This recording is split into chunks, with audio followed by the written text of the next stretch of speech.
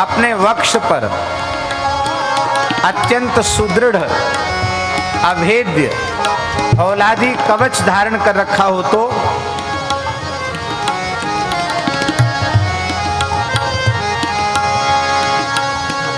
किसी ने अपने वक्ष पर, वक्षस्थल पर, समझ रहे हैं हमारी भाषा सब लोग, अपनी छाती पर किसी ने अभेद्य फौलादी कवच धारण कर रखा है तो भले ही शब्द बाण चलेंगे पर वो घायल होगा नहीं।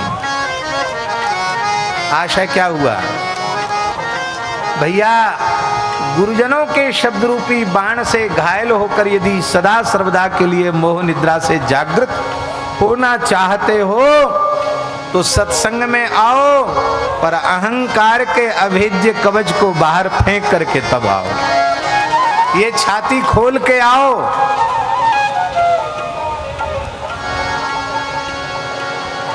अहम शून्य होना बहुत जरूरी है। और वैसे प्रायः लोगों के मन में एक बात रहती है कि अहम शून्य होना असंभव के जैसा है, असंभव जैसा है। अहम शून्य होना बड़ा कठिन है। और जहां तक संसार की मान्यता है वो गलत नहीं है, ठीक है, अपने स्थान पर ठीक है। उसका कारण है इंद्रियों को जीतना, इंद्रियों का अतिक्रमण करना कठिन है।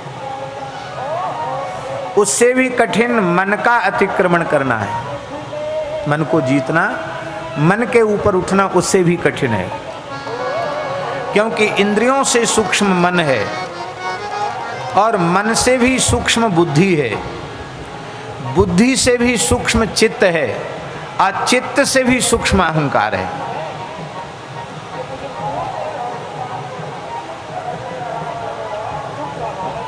अहंकार के अपेक्षा मन बहुत स्थूल है। मन ही हमारे निग्रह में नहीं हुआ।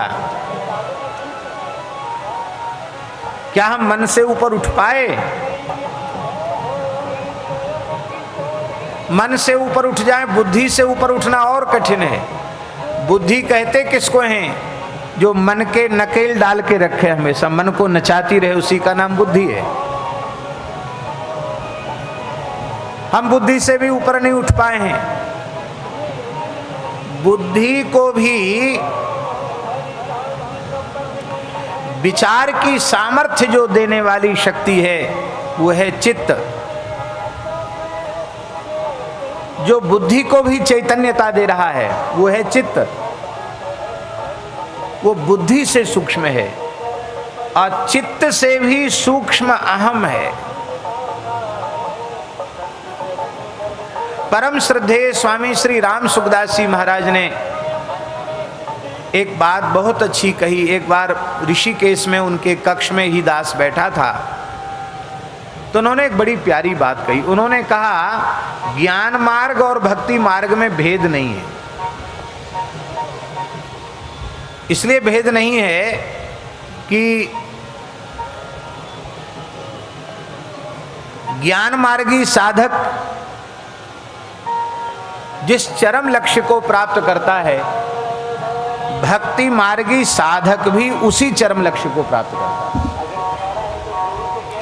इसी को गोस्वामी जी ने कहा, ज्ञान ही भक्ति ही नहीं कछु भेदा, उभय हरहि भव संभव खेदा।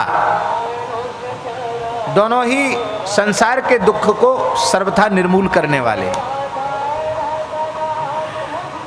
पर महापुरुषों ने, संतों ने भक्ति को उत्कृष्ट क्यों माना?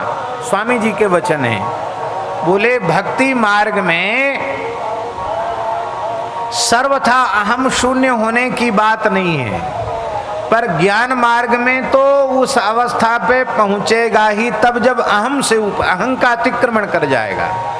और अहम इतना सूक्ष्म है कि उसका अतिक्रमण कर पाना बहुत कठिन है, बहुत कठिन है।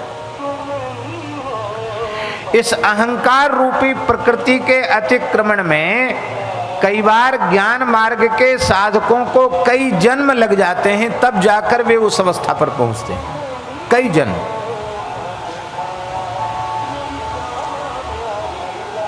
जैसे राजर्षि भरत जी महाराज एक जन्म गया, दूसरा जन्म मृगयोनि में गया। जब वे जड़ भरत के रूप में प्रकट हुए तब सर्वथा अहम शून्य हुए। वो अवस्था सर्वथा अहम शून्य अवस्था है। तो कई बार ज्ञान मार्गी साधकों को कई जन्म लेने पड़ते हैं उस अवस्था तक पहुंचने के लिए। पर भक्ति में सुविधा ये है कि इस सबसे अभेद्य किले को जीतने के लिए कुछ करना नहीं है। तब क्या करना है? बोले जैसे विष की दवा विष है, ऐसे ही इस अहंकार की औषधि भी अहंकार ही है। क्या है इसकी दवा?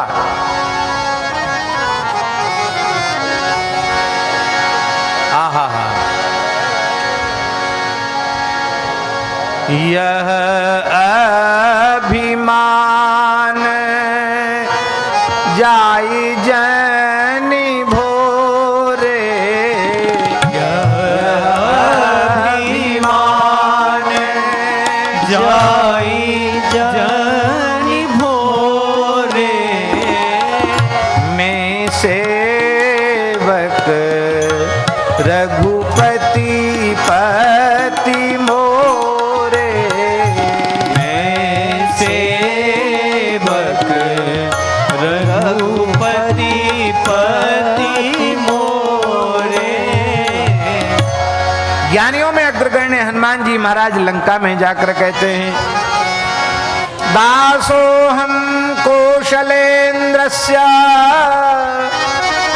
रामस्य क्लिष्टकर्मणः,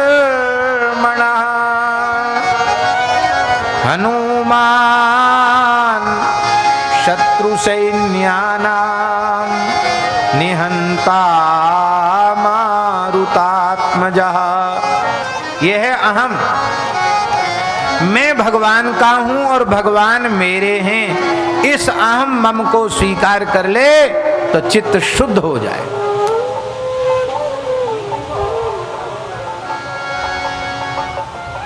इसलिए ये पक्का कर लो, हम तो हमारे राम जी के, राम जी हमारे हैं। हम तो हमारे राम जी के, राम जी हमारे हैं। हम तो हमारी सियाजू के, सियाजू हमारी है। हमारी सियाजू के, सियाजू हमारी है। हम तो हमारे श्याम सुंदर के, श्याम जू हमारे हैं। हम तो हमारे श्याम सुंदर के, श्याम जू हमारे हैं। हम तो हमारे नंद नंदन के, श्याम जो हमारे हैं। हम तो हमारे नंद नंदन के, श्याम जो हमारे हैं। हम तो हमारे राधा जी के, राधा जी हमारी है। हम तो हमारी राधा जू के, राधा जू हमारी है। हम तो हमारी प्रियाजू के, प्रियाजू हमारी है। हम तो हमारी प्रियाजू के, प्रियाजू हमारी है। हम तो हमारे संत जनन के, संत जन हमारे हैं। हम तो हमारे संत जनन के, संत जन हमारे हैं। हम तो हमारे रसिक जनन के, रसिक जन हमारे हैं। हम तो हमारे रसिक जन आशिक जन हमारे, हम तो हमारे हो श्री सद्गुरु के, श्री सद्गुरु हमारे, हम तो हमारे श्री सद्गुरु के, श्री सद्गुरु हमारे हैं। हम तो हमारी श्यामा जू के, श्यामा जू हमारी है। हम तो हमारी श्यामा जू के, श्यामा जू हमारी है। हम तो हमारी